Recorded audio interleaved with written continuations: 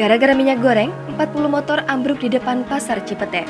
Tumpahan minyak goreng membuat 40 pemotor ambruk alias tergelincir di jalan depan pasar Cipete, Jakarta Selatan. Momen jatuhnya para pemotor tersebut sempat direkam oleh salah satu pengendara. Hingga videonya diunggah oleh akun Instagram @jktinfo. Menurut informasi pengunggah, peristiwa tersebut terjadi pada Kamis 12 Mei lalu menjelang sore. Akibat tumpahan minyak goreng tersebut, sejumlah motor pun tergelincir. Beruntung, dalam peristiwa tersebut tidak ada korban yang mengalami luka-luka. Sunario mengatakan minyak goreng tumpah pada Kamis sekitar pukul 15.00 waktu Indonesia Barat. Tumpahan minyak goreng tersebut berasal dari mobil APV yang digunakan untuk berbelanja di Pasar Cipete. Mobil tersebut hendak menuju Jalan Panglima Polim Kebayoran Baru, Jakarta Selatan.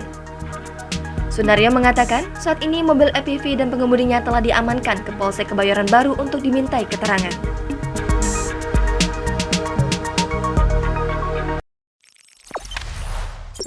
Jangan lupa subscribe, share, komen, dan like ya!